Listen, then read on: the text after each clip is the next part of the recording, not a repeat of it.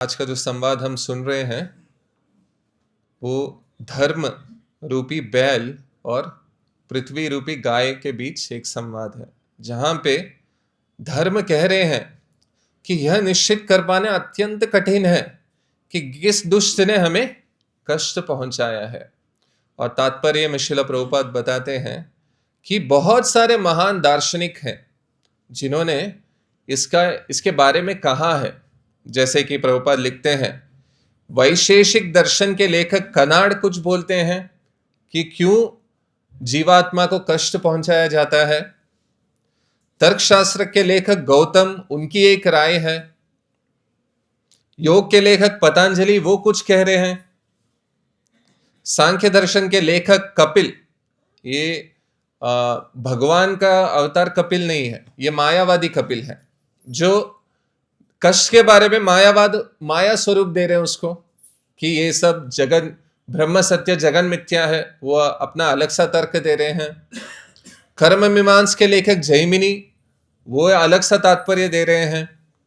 और अंत में हमारे शिला व्यासदेव है जिन्होंने वेदांत दर्शन दिया है। तो ऐसे 6 महान दार्शनिक हैं, 6 महान तात्पर्य दिए गए हैं।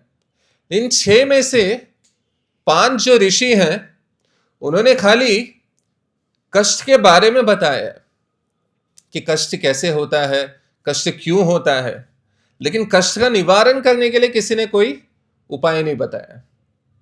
ये तो वही बात हो गई, अभी आप लोग सब यहां बैठे हैं, अगर किसी को भी कुछ प्रॉब्लम होता है, कोई कष्ट होता है शरीर में, तो आप कहाँ जाएंगे? अस्पताल में जाएंगे ना। तो अस्पताल में जाके वहां पे डॉक्टर बैठा होगा, डॉक्टर से आप पूछेंगे मुझे यहाँ पे पेट में बहुत दर्द हो रहा है, आप मेरा चिकित्सा करिए। और चिकित्सा करने के बजाय डॉक्टर आपको बताना चाहेगा, आपको पता है आपका पेट क्यों दर्द हो रहा है, आपने कल क्या खाया था। ठीक है, वो सब क्वेश्चंस तो पूछना ही है, वो सब प्रश्नों से ही उनको अच्छा ट्रीटमेंट दे पाए, उनसे उनको पता चलता है। लेकिन डॉक्टर उसी में बिजी है, उसी में ही पूरा वो बोल रहा है कल क्या खाया था, ऐसा मत खाओ, और दिन में क्या खाते हो, 1 हफ्ते पहले क्या खाया था, 1 महीने पहले क्या खाया था, कब सोते हो, कब जागते हो, सब कुछ पूछ रहा है। लेकिन ये नहीं बता रहा है कि इस कष्ट का निवारण कैसे होना है। इतना सब प्रश्नों का पूछने के बाद बोला हाँ ठीक है, बहुत अच्छा लगा आपसे मिलके, अभी आप जा सकते हैं। तो आपको कैसा लगेगा?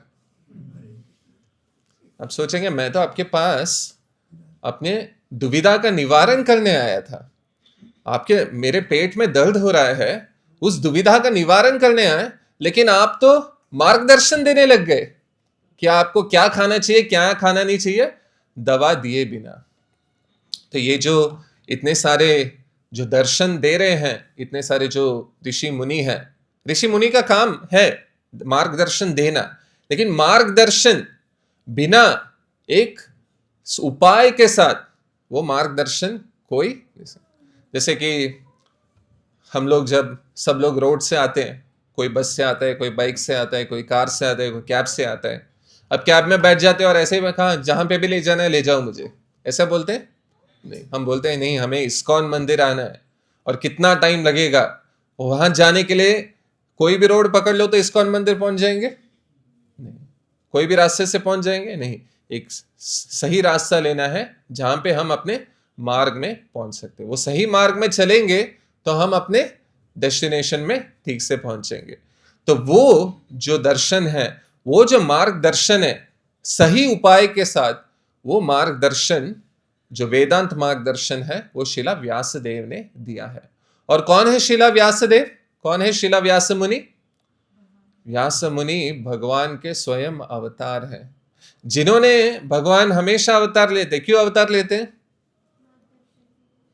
क्या बोलते हैं भगवान भगवत गीता में, किस चीज के लिए वो अवतार लेते हैं? वो वेकेशन में आते हैं, यहाँ पे थोड़ा घूम के आते हैं, भौतिक जगत में क्या हो रहा है करके, धर्म की संस्था करनी आती है। यदा यदा हि धर्मस्य ग्लानिर्भवति भारत अभ्युत्थानम अधर्मस्य तदात्मानं सृजाम्यहम्। तो धर्म की संस्था करने के लिए आते हैं, पुनः संस्थापन करने आते हैं। तो व्यासदेव भी वो पुनः संस्थापन करने आए थे, वो वेदांत दर्शन देके। जैसे कि कुछ ऋषि हैं, वो कष्ट के बारे में ये बोलते हैं, जैसे एक मायावादी ऋषि हैं जिनका नाम चार्वक मुनि है। चार्वक मुनि का तात्पर्य है, वो कहते हैं ऋणम कृत्वा घृतम पीबेत यावत जीवेत सुखेत जीवेत। वो बोलते हैं अगर आपको ऋण लेना है, कुछ लोन लेना है, तो लोन भी लो, लेकिन अच्छे से घी से बनाए हुए खाने का भोग लगाओ, अच्छे से खाओ पियो, मजा करो। क्यों? क्योंकि इस जीवन के अंत के बाद ये देह का क्या होना है? ये तो भस्म होना है, मिट्टी में मिल जाना है। तो फिर और कोई पुनर्जन्म ऐसा कुछ नहीं है, कुछ पाप पुण्य कुछ नहीं है। तो जब जी रहे हो अच्छी तरह जियो, लोन लेके भी जियो, लोन लेके अच्छी तरह खा पी के जियो। तो ये है उनका तात्पर्य। तो ऐसे ही यहाँ पे इस दुनिया में वो समय पे तो एटलीस्ट उनको क्वालिफाई होना होता था कि आप अगर किसी चीज पे बात कर रहे हो तो आपका क्वालिफिकेशन क्या। अभी तो हम देख सकते हैं सब जगह अपने अपने सब लोग बोल रहे हैं ऐसा करो तो आप खुश होंगे, वैसा करोगे तो आप खुश होंगे, इसमें आपको प्रसन्नता मिलेगी, इसमें प्रसन्नता नहीं है, दुख नहीं है। तो ऐसे सब लोग एक ही चीज के बारे में बात करते हैं। किस चीज के बारे में? कैसे हमें प्रसन्न रहना है। और बहुत सारे सर्वे भी लिए जाते हैं, हम न्यूज़पेपर में पढ़ते हैं कि happiness index, India happiness index में 120वें रैंक में है, ऐसा बहुत सुनते हैं। लेकिन कभी आपने सुना है ऐसा सैडनेस इंडेक्स, कौन सा देश सबसे दुखी देश है? ऐसा कोई सर्वे क्यों नहीं होता? क्योंकि कोई भी दुख चाहता नहीं है, किसी को भी दुख के बारे में सुनना ही नहीं है। अगर हम यहाँ पे एक सेशन रखें, एक श्रीमद् भागवतम क्लास रखें, हाउ टू बी सैड, कोई नहीं आएगा। जैसे हमारे यहाँ पे एक मेन टेम्पल हॉल में एक यूथ फोरम का डेस्क है जहाँ पे मेन वुमेन दोनों को बुलाया जाता है। तो वो प्रोग्राम का नाम क्या है? Yoga for happiness. तो बहुत सारे लोग देखते हैं, हाँ हैप्पीनेस क्या है, देखते हैं इससे मेरा कोई उद्धार हो सकता है क्या? हैप्पीनेस। अगर वही प्रोग्राम का नाम हम रखेंगे योगा फॉर सैडनेस, तो कोई नहीं आएगा, क्योंकि सब सुख ही मांगने आते हैं, किसी को दुख नहीं चाहिए, किसी को भी दुख नहीं चाहिए। अस्पताल में जितना भी बड़ा अस्पताल हो, 7 स्टार फैसिलिटी मिले, आप लोग कितने दिन वहां पे रहना चाहेंगे? बोलेंगे नहीं, डॉक्टर मुझे कब डिस्चार्ज कर रहे हो आप?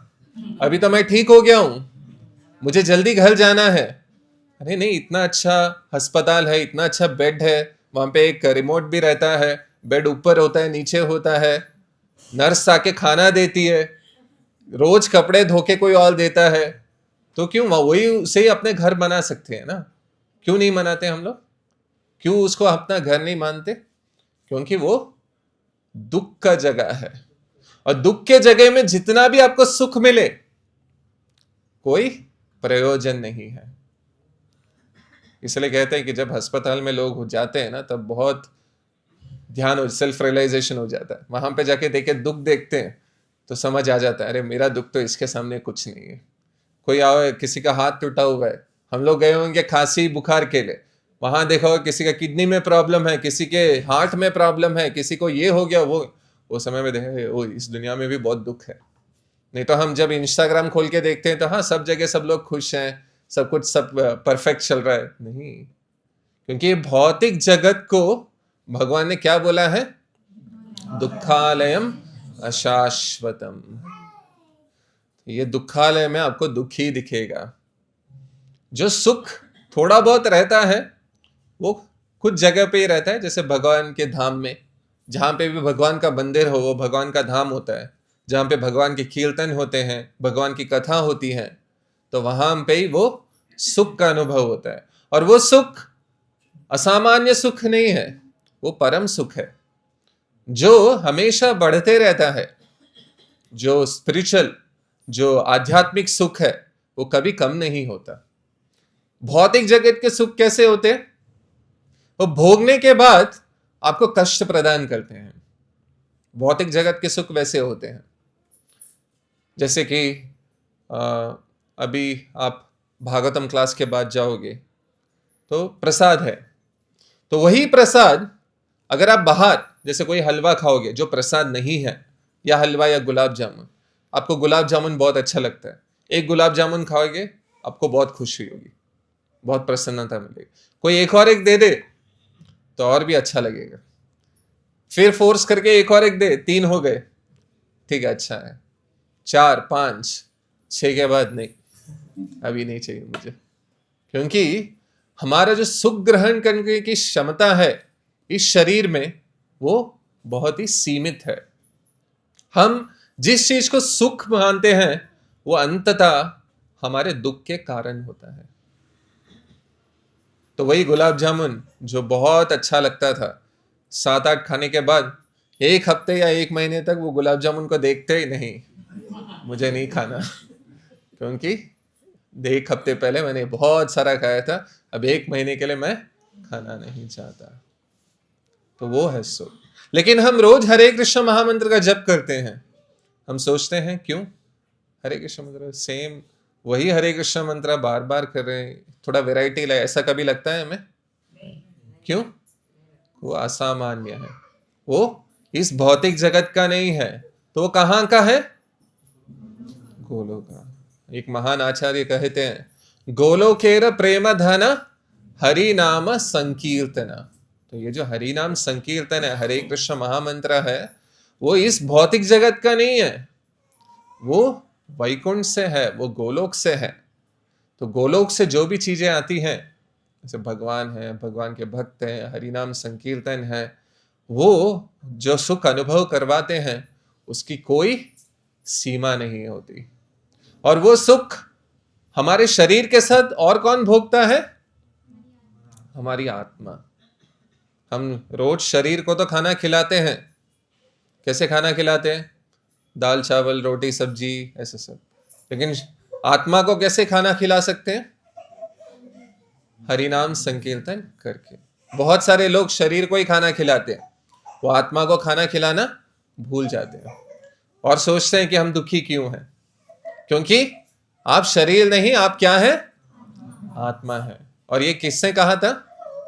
भगवत गीता के 18वें अध्याय में कहा था भगवान ने दूसरे अध्याय में स्पष्ट कर दिया था अर्जुन को कि आप शरीर नहीं, आप आत्मा हैं। तो ये जो संसार में जो सैद्धांतिक दर्शन है, वो मार्गदर्शन अंत में यह नहीं बताते कि इस दुख का उपाय क्या है। और दुख का उपाय भगवान ने क्या कहा है?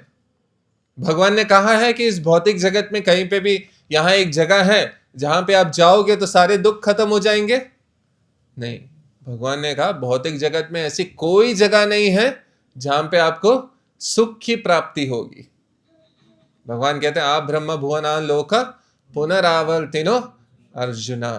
आप ब्रह्मलोक में भी जाइए, ब्रह्मलोक सबसे ऊंचा प्लैनेट है, जहां पे जो यहां पे हम दुख देखते हैं भौतिक के पृथ्वी में, उतना दुख वहां पे नहीं है, लेकिन दुख है।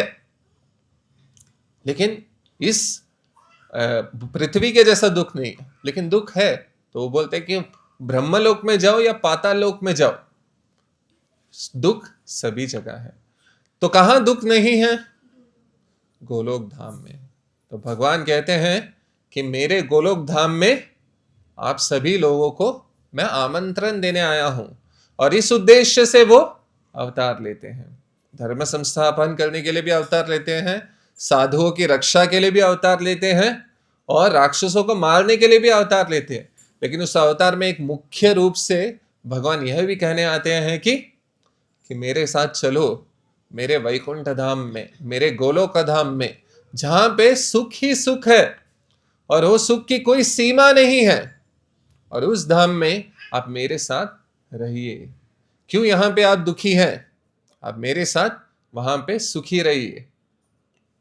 वो सुख का एक अनुभव हमें यहाँ पे होता है जब हम रविवार को आते हैं, सुबह भगवान के दर्शनार्थी में भाग लेते हैं, कीर्तन करते हैं, हरिनाम संकीर्तन करते हैं, कथा सुनते हैं, प्रसाद लेते हैं।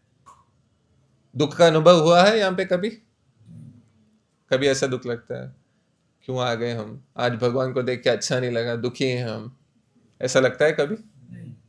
कभी भागवतम क्लास सुन के इतना बोरिंग क्लास है, क्यों सुनना है, लगता है ऐसा? नहीं, क्योंकि हमारी जो इंद्रिय है उसको तृप्ति मिलती है, जो हमारी आध्यात्मिक इंद्रिय है, जो हमारी आत्मा है, उसको संतुष्टि मिलती है। हमारे जो भौतिक इंद्र हैं वो सोचते होंगे अरे वही हरि नाम संकीर्तन चल रहा है, लेकिन हमारी आत्मा संतुष्ट है, इसलिए हमें दुख का अनुभव कभी होता नहीं है, क्योंकि हमारी आत्मा संतुष्ट है। और भौतिक जगत के जो भी है साधन, उससे खाली शरीर को तृप्ति मिलती है, शरीर को तृप्ति भी नहीं मिलती, उसमें शरीर का भी उसमें नुकसान होता है। और शरीर के बारे में तो छोड़ो, आत्मा को तो उसमें कुछ भी उसका उद्धार नहीं होता। तो वही डिफरेंस है भौतिक जगत में और आध्यात्मिक कार्यों में।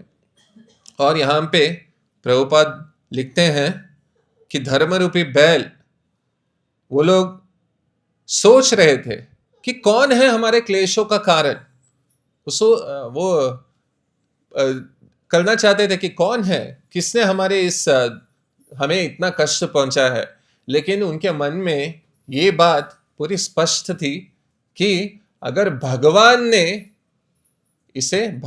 ही इसे अलाउ किया है, बिना भगवान की अनुमति के ये कष्ट हमें आ ही नहीं सकता। तो एक जो भक्त होता है, ये उसके ही मानसिक स्थिति होती है ऐसी कि जो भी हो रहा है वो भगवान के अनुमति के साथ हो रहा है, और भगवान के अनुमति के साथ हो रहा है तो वो मेरे लिए अच्छा ही होगा। जैसे आप में से कुछ लोगों के बच्चे हैं, और जैसे आपके माँ बाप होंगे, माता पिता होंगे, तो कभी आपको अस्पताल ले गए होंगे और वहां पे डॉक्टर ने बोला हो ये तो बहुत गहरा रोग है, इसके लिए हमें आपको इंजेक्शन देना पड़ेगा। तो वो इंजेक्शन देते वक्त, इंजेक्शन बहुत अच्छा एक्सपीरियंस होता है, जैसे गुलाब जामुन खाते वैसा लगता है? इंजेक्शन सुन के ही बहुत लोग वहां पे बेहोश हो जाते हैं। नहीं, दवा कुछ भी हो, गोली दे दीजिए, लेकिन इंजेक्शन मत दीजिए, क्योंकि इंजेक्शन में चुभता है। गोली मतलब थोड़ा पानी लेके पी सको तो अच्छा लगता है, इंजेक्शन सुनते ही सब लोगों का रोग और भी बढ़ जाते हैं। और कुछ लोग तो बोलते हैं हम ठीक हो गए, हमें कोई प्रॉब्लम नहीं है, हम घर जा सकते हैं। तो उतना डरावना रहता है। तो कभी कभी हम देखते हैं छोटे बच्चे सोचते हैं डॉक्टर मेरे को इंजेक्शन देने की बात कर रहा है और मेरे माता पिता चुप हैं। कैसे माता पिता हैं ये कि उनके बच्चे को दुख दिया जा रहा है और ये चुप है वहां पे? तो क्या माता पिता गलत है या बच्चा गलत है यहाँ पे, या डॉक्टर गलत है? बच्चा गलत है। बच्चा क्यों गलत है? बच्चा सही बोल रहा है ना कि मुझे कष्ट देने का काम कर रहे हो आप, आपको तो मेरे सुख के बारे में सोचना चाहिए, आप क्यों मुझे दुख दे रहे हो? तो बच्चा जो सोच रहा है उसकी सोच बहुत ही छोटी है, उसने दुनिया नहीं देखी, उसको पता नहीं है इंजेक्शन से वो जल्दी ठीक हो सकता है, जिस वजह से वो वापिस अपने सारे कार्यों को बिना कोई दुविधा के कर सकता है। तो वो सोच नहीं पा रहा, वो छोटे से दर्द के वजह से सोच रहा है कि मेरी जिंदगी तो इन्होंने खराब कर दी है मुझे दर्द देके। लेकिन माता पिता को पता है इस छोटे से दुख के वजह से मेरे जो बच्चा है उसको महान सुख का अनुभव होगा, वो दुविधा पूर्वक बिना दुविधा के सारे कार्यों को कर पाएगा। तो माता पिता वो छोटे दुख का अनुभव करवाते हैं बच्चों को। तो वैसे ही जब भगवान हमें दुख देते हैं तो हमें ये नहीं समझना है कि भगवान क्यों प्लान कर रहे हैं हमें दुख देने का। देख रहा हूं हमेशा भगवान दुख दे रहे, सुख है ही नहीं क्या? नहीं। भगवान आपके कर्मों के अनुसार आपको दुख दे रहे हैं और आपके कर्मों के अनुसार आपको सुख भी दे रहे हैं। कौन कितना दुख भोगेगा और कौन कितना सुख भोगेगा, उसका जो निर्णय लिया है वो भगवान के अलावा हम लोग भी हैं। आज हम जो कार्य कर रहे हैं वो निश्चित करेगा कि हम कितने सुखी होंगे और कितने दुखी होंगे।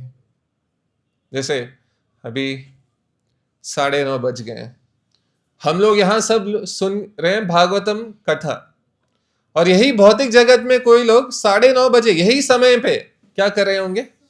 सो रहे होंगे, और या तो कोई पाप कर्म कर रहे होंगे, और बिना मुंह धोए खाना भी खाएंगे। तो ये सब क्या दुनिया, ये जो जगत में है सारे एक नियम है, कौन से कार्य कैसे करने चाहिए। तो वो अगर वो कार्य ठीक से नहीं करोगे तो उसका आपको क्या लगेगा? पाप लगेगा। और कुछ कार्य अगर आप वेद के हिसाब से कर रहे हैं तो आपको उसमें क्या मिलेगा? सुख मिलेगा। तो जो अभी हम जो कार्य कर रहे हैं वो सुख है या दुख है?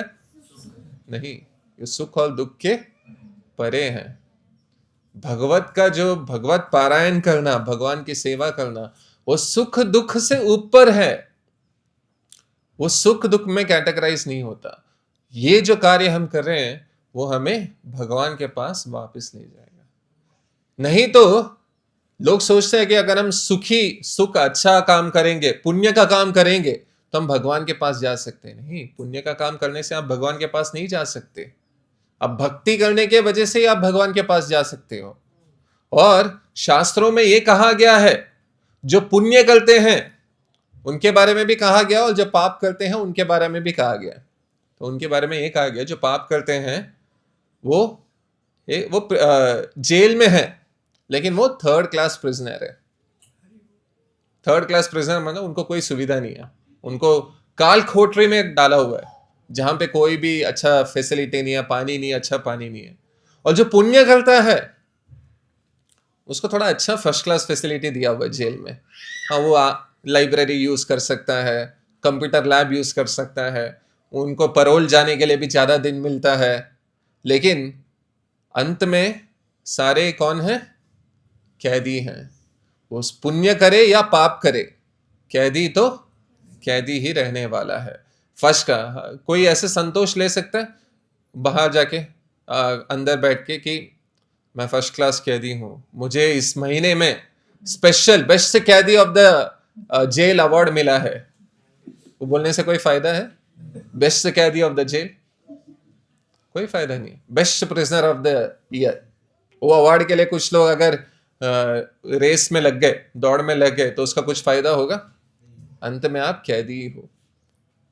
दूसरा एक उदाहरण प्रभुपाद जी कहते हैं, आपके हाथों में लोहे की हथकड़ी हो या सोने की हथकड़ी हो, हथकड़ी तो हथकड़ी ही है। अगर कोई सोचेगा कि नो, मेरे हाथ में तो सोने की हथकड़ी है, कितना चमक रहा है और इसमें तो कितना वैल्यू है, उसका कोई महत्व नहीं है, क्योंकि आपके हाथ बंधे हुए हैं। वो सोने से बंधे हुए, लोहे से बंधे हुए, उसका कोई महत्व नहीं है। आप अपना स्वतंत्रता खो चुके हो। वो स्वतंत्रता के बिना आप कुछ भी नहीं कर पा सकते। तो वही इस जगत में, इसलिए भगवान भी बोलते हैं पाप पुण्य से परे होना है और भगवत भक्ति करनी है। तो जो हम यहाँ पे इस्कॉन मंदिर में आके हर रविवार या कहीं जो भी दिन आते हैं या जो हरिनाम संकीर्तन करते हैं, हम पुण्य का काम नहीं कर रहे, हम भगवत भक्ति कर रहे हैं। लेकिन वो भगवत भक्ति में पुण्य बाय डिफॉल्ट अंदर होता है, तो आपको सेपरेटली कुछ करने की जरूरत नहीं है। आपको कुछ बड़ा यज्ञ, बड़ा कुछ पूजा ऐसे सेपरेटली कुछ करने की जरूरत नहीं है, अलग से करने की जरूरत नहीं है, क्योंकि शास्त्रों में कहा गया है कि इतने अनेकों अश्वमेध यज्ञों का जो फल स्वरूप है वो खाली हरिनाम संकीर्तन करने से बाय डिफॉल्ट उसमें मिल जाता है। अलग से आपको कोई अश्वमेध यज्ञ या दूसरा कोई यज्ञ करने की जरूरत नहीं है, क्योंकि हरिनाम संकीर्तन इतना शक्तिशाली है कि वो सारे यज्ञों का सार है। इसलिए भगवान भी बोलते हैं भगवत गीता में, भगवान क्या बोलते हैं यज्ञ के बारे में? यज्ञानाम जप यज्ञोस्मि, बोलते हैं जो श्रेष्ठ यज्ञ है वो जप यज्ञ है। तो ये जो हरिनाम संकीर्तन का जो हमें इतना अच्छा प्रभुपाद जी ने जो हमें मार्गदर्शन कराया है, उसे हमेशा हमें आचरण करना है और अच्छी तरह आचरण करना है। एक हाथ में मोबाइल रख के दूसरे हाथ में चैंटिंग बैग रख के आचरण नहीं करना। हरे कृष्णा जब सुन रहे हैं तो भगवान हमारे सामने बैठे हैं, तो जैसे अभी मैं क्लास दे रहा हूँ और अभी मैं सुनूंगा, हाँ ठीक है, भगवत भक्ति में सबने अच्छा बोला है, भागवतम श्लोक में आज सब कुछ अच्छा हुआ था, बहुत बढ़िया है, आपको कैसा लगेगा? पूछेगा कि नहीं, प्रभु तो मोबाइल में बिजी है, प्रभु हमें भागवतम क्लास नहीं दे रहे, प्रभु मोबाइल में बिजी है जिसमें भागवतम क्लास को वो कवर कर रहे हैं। तो उतना रेस्पेक्टफुल नहीं होता। जब आते हैं तो उनको मान्यता देनी है। जब भगवान हमारे सामने आते हैं तो भगवान को हमें अच्छी तरह से उनको रिसीव करना है, उनका वेलकम करना है। और कैसे वेलकम करते हैं? जो हरे कृष्ण महामंत्र का हम उच्चारण करते हैं अपने मुंह से, अपनी जिह्वा से, उसको अपने कानों से अच्छी तरह श्रुति करना है, सुनना है। वो भगवान का वेलकम है। जैसे आपके घर में गेस्ट आते हैं तो आप कैसे उनका वेलकम करते हैं? सब लोग सोचते हैं ना, आज हमारे ये आ रहे हैं, बेटा आ रहा है, बेटी आ रहे हैं, मम्मी आ रहे हैं, पापा आ रहे हैं, तो उनका ऐसा वेलकम करना चाहिए। तो भगवान जो इस सृष्टि के कर्ता हैं, जिन्होंने ये सृष्टि बनाई है, जो जब वो हमारे जिह्वा पे आ रहे हैं तो उनका कैसे हमें स्वागत करना चाहिए? द मिनिमम स्वागत जो हमें करना चाहिए वो अच्छी तरह सुन के करना चाहिए।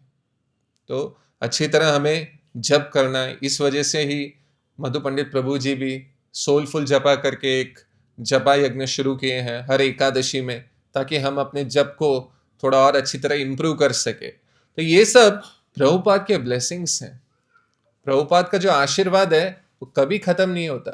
प्रभुपाद का जो आशीर्वाद है वो अक्षय पात्र की तरह है, वो कभी खत्म नहीं होता। उसमें हमेशा आशीर्वाद आता ही रहता है। और आशीर्वाद स्वरूप यही है। इतने सारे त्यौहार हैं भगवान के, इतने सारे वो हैं कि जहां से आप भगवान की भक्ति कैसे करनी है वो सिखाया जाता है आपको, हमें। और हम लोगों को ये भी अवसर मिलता है कि कैसे हम अपने जप को सुधार सकें। तो ये सारे आशीर्वाद कोई दे सकता है, लेकिन आशीर्वाद प्राप्त करने का काम हमारा है। जैसे एक कहावत है ना, घोड़े को नदी के पास ले जा सकते हैं, लेकिन पानी तो घोड़े को ही पीना है। तो आशीर्वाद तो अक्षय पात्र के जैसे आता ही रहेगा, लेकिन वो आशीर्वाद ग्रहण भी हमें करना है। अगर हम आशीर्वाद मिल रहा है और हम कुछ नहीं करेंगे तो वो किसका नुकसान है? आशीर्वाद देने वाले का नुकसान है या आशीर्वाद प्राप्त करने वाले का नुकसान है? प्राप्त करने वाले का नुकसान है। तो यही है। और यहां पे एक प्रभुपाद ने पॉइंट बताया है कि शुद्ध भक्ति का आचरण करने से सारे पापों के अंकुर मुरझा जाते हैं। शुद्ध भक्ति हम करते हैं, कृष्ण भक्ति, उससे हमारे जितने भी पाप हैं वो सारे पापों से हमें मुक्ति मिल जाती है। और ये जो पाप पुण्य का खेल है बहुत कॉम्प्लिकेटेड है, इतना सरल नहीं है समझने के लिए। इसका एक उदाहरण महाभारत में कृष्ण भगवान ने धृतराष्ट्र को बताया था। धृतराष्ट्र कौन है? कौरवों के पिता। तो महाभारत युद्ध के बाद जब उनकी भेंट कृष्णा से हुई तो उन्होंने कृष्ण से पूछा, हे भगवान कृष्ण, उनको पहले से ही पता है कि कृष्ण ही भगवान है, लेकिन पुत्र मोह उनको इतना था कि वो भगवान जो बोल रहे वो भी वो नहीं बोल, क्योंकि इतना उनको भौतिक जगत में आसक्ति आ गई थी, इतना उनको पुत्र मोह था। लेकिन अभी सब पुत्रों की मृत्यु हो गई तो उसके बाद थोड़ा उनको मार्गदर्शन आया कि अभी तो मुझे कम से कम भगवान से ठीक तरह से मार्गदर्शन लेना है। तो उन्होंने सबसे पहला यही प्रश्न किया भगवान से, हे भगवान, मैं जब जन्म लिया तो मैं नेत्रहीन था और तब से अभी तक मैं नेत्रहीन हूं। उसके बाद मैं सबसे बड़ा पुत्र हूं, जिस वजह से मुझे राज्य मिलना चाहिए था, मुझे राजा घोषित करना चाहिए था, लेकिन मैं राजा नहीं बना। उसके बाद मेरे पुत्र हुए और पुत्रों को भी राज्य नहीं मिला। और अभी महाभारत युद्ध के बाद मेरे सारे पुत्रों का विनाश हो गया है। तो इतना दुख क्यों? जीवन में जन्म से लेके अभी तक मुझे दुख मिला है। तो इस दुख का कारण क्या है? मैं समझना चाहता हूं, मैं दुखी क्यों? भगवान ने कहा, ये कर्म का खेल है। आपने जो कर्म किए हैं बहुत जन्मों पहले, इतने सारे जन्मों से, उसका फल आपको मिल रहा है। तो उन्होंने बोला, मैं जानना चाहता हूं कि मैंने ऐसे क्या कर्म किए कि मुझे इतना दुख मिला। तो भगवान कृष्ण ने उनको बोला, 100 जन्म पहले आप एक शिकारी थे, और एक बार आप जब अपनी शिकार पे गए थे तो आपने देखा कि वहां पे 100 पक्षियां वहां पे दाना चुन रही थी।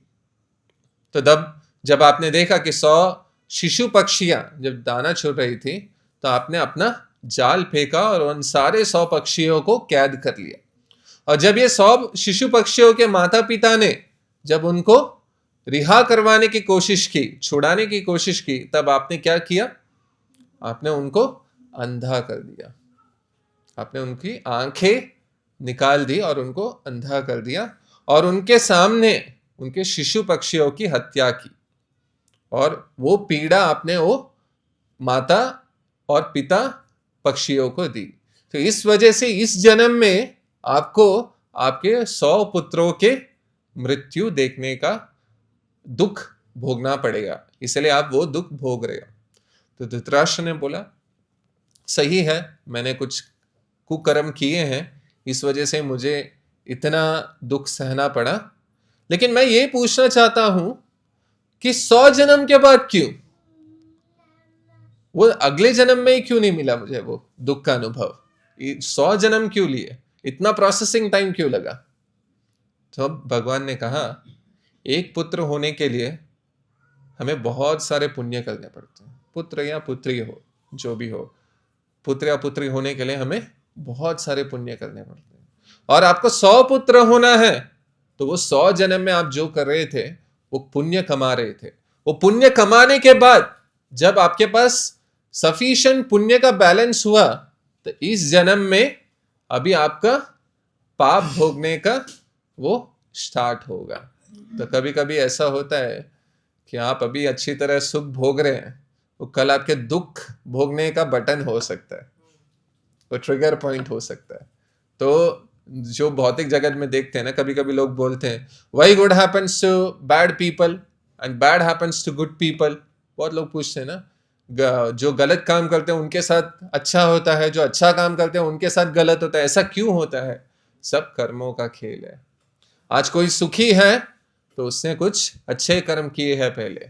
अगर वो अच्छे कर्म अभी नहीं करेगा तो कल उसका क्या होगा? दुखी होगा। तो सब कर्मों का खेल है। और भगवान कहते हैं सुख या दुख दोनों से ऊपर उठना है, वो अर्जुना से कहते हैं। और क्या हमारे मानसिकता होनी चाहिए सुख या दुख में? ये भी है, कुछ दिन के लिए है, कुछ दिन बाद ये भी चला जाएगा। इसलिए भगवान क्या बोलते हैं भगवत गीता में? क्या करने के लिए बोलते हैं? कैसे कंपेयर करते हैं भगवान? मात्रा स्पर्शस्तु कौन्तेय शीतोष्ण सुख दुःखदा आगम पायिनो नित्यस ताम तितिक्षस्व भारता। भगवान बोलते हैं मात्रा स्पर्शस्तु कौन्तेय शीतोष्ण सुख दुःखदा। उसे ये जो दुख और सुख है ना, उसको वातावरण के रूप में देखिए, उसको सीजन के रूप में देखिए, समर विंटर की तरह। वो आते हैं, समर आएगा, विंटर आएगा। अभी विंटर आने वाला है तो हमें लगेगा कि इतने दिन ठंडी अच्छी लगती थी, जब ठंडी आएगी तो हम सोचेंगे कि गर्मी कब आएगी, जब गर्मी आएगी तो सोचेंगे कि ठंडी कब आएगी। तो ऐसे ही सीजन में आते आते ठंडी के समय पे पानी अच्छा नहीं लगता, ठंडे पानी को छुएंगे तो थोड़ा दुख होगा, लेकिन वही ठंडा पानी जब गर्मी के समय पे छुएंगे तो बहुत आनंद आएगा। तो ये जगत का वो ड्युअलिटी ऐसा है कि जो अभी आपको सुख दे रहा है वो बाद में आपको दुख भी दे सकता है।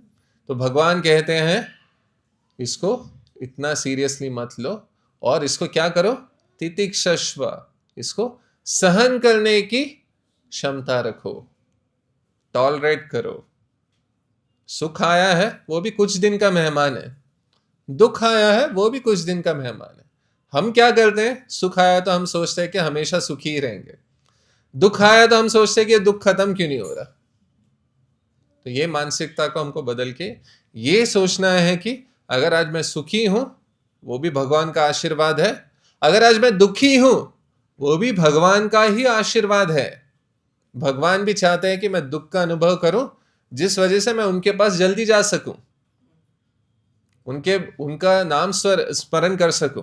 और जब दुख मिलता है तब भगवान की याद बहुत आती है। तो इसलिए दुख का अनुभव भी बहुत अच्छा इंपॉर्टेंट होता है। सुख होते हैं तो मेरे वजह से हो रहा है, मैं यहाँ सुखी हूँ, मेरे कार्यों के वजह। दुख होता है तो सब भगवान को ढूंढते हैं, भगवान ने क्यों दुखी किया है, कहाँ हूँ, मैंने ऐसा क्या काम किया है। सुख में पूरा क्रेडिट हम लेते हैं, सब मैं मेरे वजह से मैं सुखी हूँ, मैंने ऐसे ऐसे काम। दुख में कौन है मेरे दुख का कारण, किधर बैठा है, किससे मुझे दुख दिया है, और कोई नहीं मिलता तो भगवान को पकड़ लो और भगवान के सर पे रख दो, क्या आपने मेरे को दुखी किया। उसमें वो नहीं बोलेंगे कि मैंने कुछ गलत काम किया जिस वजह से मैं दुखी हूं। तो भक्त यही सोचता, सुख है तो भी मैं भगवान की भक्ति करूंगा, दुख है तो और भी भक्ति करूंगा। यही तो सही समय है कि भगवान को याद करने का अच्छी तरह से, और भगवान को अपना मार्गदर्शक बनाना। इसीलिए भागवतम में आप देखते हैं कि कुंती महारानी भी प्रार्थना करती है भगवान से। भगवान से क्या प्रार्थना करती है वो, हे भगवान मुझे दुख और पीड़ा देते ही रही है। क्यों? ऐसे पहला व्यक्ति होगा इस पूरे विश्व में जो भगवान से दुख मांग रहा है। वही सब लोग यहाँ पे आके भगवान से सुखी मांगते हैं, भगवान मेरे बेटे को ये शादी करवा दो, मेरे बेटी का विवाह करवा दो, या मेरा ये हेल्थ सॉल्व करवा दो, मेरे शारीरिक दुख है उसको ठीक कर दो। लेकिन कुंती महारानी पीड़ा मांग रही है, दुख मांग रही है। क्यों? क्योंकि उनको अनुभव है जब जब उनके जीवन में दुख या पीड़ा आई है तब तक भगवान ने उनको दर्शन दिए हैं। सुख में थे तब भगवान नहीं आते थे, तो उनको दर्शन नहीं होता था, तो दुख में भगवान आते थे। तो उन्होंने बोला दुख तो बहुत अच्छा है, जब दुख होता है तो भगवान आते हैं दर्शन के लिए, और भगवान जब दर्शन देते हैं तो जो भौतिक जगत के जो दुख हैं वो भी दुख नहीं रहते, वो भी सुख में कन्वर्ट हो जाते हैं। तो इसलिए वो प्रार्थना करती है कि भगवान मुझे दुखी दो ताकि मैं आपके दर्शन करती रहूं। तो ये है एक महान भक्त का कॉन्शियसनेस, उनकी मानसिकता, कि वो दुख में भी भगवान का नाम स्मरण करके सुख प्राप्त कर सकते हैं। तो यही मानसिकता हमें भी रखनी है। और ये मानसिकता हमें कैसे आएंगी? जब हम शास्त्र का पठन करेंगे, भगवत गीता का स्मरण करेंगे, भागवतम का स्मरण करेंगे। प्रभुपाद जी ने इतने सारे बुक लिखे हैं, वो बुक खाली डिस्ट्रीब्यूशन के लिए नहीं है, वो पढ़ने के लिए भी है। कभी कभी हम लोग सोचते हैं कि ये तो बाहर वाले लोगों के लिए, नहीं। प्रभुपाद ने जो जितने भी बुक लिखे हैं हमारे उद्धार के लिए लिखे हैं, और ये बुक का जो पठन करना है वो हमारा उत्तम रिस्पॉन्सिबिलिटी है, वो हमारा उत्तम कर्तव्य है। जैसे हम 16 माला जप करते हैं या जितना भी माला जप करते हैं वो हम रोज करते हैं, इतना माला जप नहीं किया तो वो अच्छा नहीं है, प्रभुपाद खुश नहीं होंगे मुझसे। तो वैसे ही हमें ये भी याद रखना है, प्रभुपाद भी ये चाहते हैं कि जप करने के साथ साथ हम भगवत गीता का पठन भी करें। उनके बुक्स को, उन्होंने इतने सारे पुस्तकें लिखे हैं, उसका भी पठन करें। ये पठन करने से ही वो मानसिकता बदलेगी। नहीं तो आप सोचो कि इतने साल से जप कर रहा हूं, दुख खत्म क्यों नहीं हो रहा। हम यहाँ पे दुख खत्म करने के लिए जप नहीं कर रहे, हम भगवान की भक्ति करने के लिए जप कर रहे हैं। और ये मानसिकता तब तक नहीं आएगी जब तक हम भगवत गीता का स्मरण नहीं करेंगे। नहीं तो कुछ साल जप करने के बाद हम सोचेंगे अभी ये तो कुछ हो नहीं रहा है, ठीक है कुछ और प्रोसेस ट्राई करते हैं। नहीं, हम यहाँ सुख प्राप्ति के लिए भी नहीं कर रहे और दुख प्राप्ति के लिए नहीं भी कर रहे। हम इसलिए कर रहे हैं क्योंकि इससे भगवान को खुशी मिलती है, और भगवान को अगर आप खुश रखो तो क्या होता है, वो हमारी खुशी का भी ख्याल रखते हैं। अब हमारी खुशी का ख्याल रखने का मतलब ये नहीं है कि हमारे डेफिनेशन के हिसाब से वो हमारी खुशी देखेंगे। जैसे जो बच्चा अस्पताल में जा रहा है वो सोचेगा कि इंजेक्शन से तो अच्छा गोली है, लेकिन वो कौन डिसाइड करेगा? डॉक्टर डिसाइड करेगा। डॉक्टर आपकी स्थिति देख के बताएगा इंजेक्शन अच्छा है गोली अच्छा है, जो आपको लगेगा कि ये तो दुख है या ये दुख कम है या वो दुख ज्यादा है, वो डॉक्टर को डिसाइड करेगा। तो वैसे ही भगवान को सोचने दो कि आपको कितना दुखी रखना है और कितना सुखी रखना है। आपको ये मान के चलना है कि भगवान मेरा हाथ पकड़े हुए हैं, भगवान मेरा हाथ कभी छोड़ेंगे नहीं। अब वो कितना टाइटली पकड़े हैं वो आपकी भक्ति के ऊपर है। अगर आप हमेशा ऐसे हाथ छिड़कने की कोशिश, नहीं मेरा हाथ छोड़ो, मेरा हाथ छोड़ो, क्यों हाथ पकड़ के रखे? छोटे बच्चे करते हैं ना, मम्मी हाथ छोड़ो मेरे को जाना है, नहीं मम्मी को पकड़ के रखती है वैसे। तो वैसे ही माता पिता देखते हैं कि जब तक बच्चा अपने पैरों पे खड़ा नहीं हो सकता तब तक उसको आत्मरक्षण देना है, उसकी रक्षा करनी है। वैसे ही भगवान भी हमारी रक्षा हमेशा करते हैं। कितना सुख दे रहे कितना दुख दे रहे वो मत पूछो, ये पूछो भगवान आप हमेशा हमारी रक्षा करते रहना, आप हमेशा हमें अपना एसोसिएशन देते रहना और हमारे साथ हमेशा रहना। दुख, आप अपने आप को दुखी उस दिन समझिए जब आपको हरे कृष्ण महामंत्र का जप करने नहीं मिल रहा, तब वो महान दुख का उस दिन आप समझे कि मैं महापापी हूं, ये सबसे बड़ा दुख है। अगर आप जप कर पा रहे हैं, भगवान की भक्ति कर पा रहे हैं, भगवान का नाम स्मरण कर पा रहे हैं, भगवान के बारे में सुन पा रहे हैं, तो कुछ भी उससे बड़ा सुख आपको मिल ही नहीं सकता इस भौतिक जगत में। वो सुख की प्राप्ति हर रोज करते रहिए, और जब भी कोई ओकेशनल दुख आए जो आपके भगवत भक्ति मार्ग में, जो भगवान का नाम स्मरण करने से आपको रोक रहा है, तब हमें क्या करना चाहिए?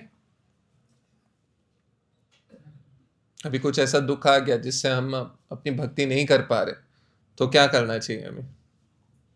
तब हमें साधु संग लेना है, साधुओं के पास जाना है और साधु से कहना है कि हम भगवान की भक्ति में ये बाधाएं आ रही हैं, तो इस बाधाओं का कुछ निवारण बताइए। इसलिए साधु संग भी बहुत ही इम्पोर्टेंट है। इसलिए हम ये कहते हैं ABCD of bhakti. ABCD of bhakti क्या है? A for association of devotees, साधु संग सबसे मुख्य चीज है वो। अगर आप साधु संग अच्छी तरह कर सकते हैं तो आप अच्छी तरह जप कर सकते हैं, अच्छी तरह से आप प्रभुपाद का बुक्स पढ़ सकते हैं, प्रसाद ग्रहण कर सकते हैं और भगवान की सेवा कर सकते हैं। B for book reading, Srila Prabhupada's book reading, वो भी बहुत important. C for chanting, D for devotional service. So ये ABCD अगर भक्ति की आप रोज करते हैं तो आप सारे सुखों से, सुख दुख से ऊपर रहेंगे। और इसका जो है हमेशा याद दिलाने का काम वो साधु का काम होता है। साधु संग मतलब यही नहीं है आज क्या हुआ, कल कौन सा क्रिकेट मैच है, कल किसका कितना सेंचुरी बनने वाला है, कौन रिटायर हो रहा है, ये सब नहीं है। साधु संग का मतलब है कैसे हम साथ में सत्संग, कैसे हम साथ में भगवान की भक्ति करके भगवान के पास वापस जा सकते हैं। तो ये होता है साधु संग। इसी के साथ आज का क्लास हम यहाँ पे ही समाप्त करेंगे। ग्रंथराज श्रीमद् भागवतम की जय, विश्व गुरु शिल प्रभुपाद की जय। निताय गौर प्रेमानंदे, हरि हरि बोल।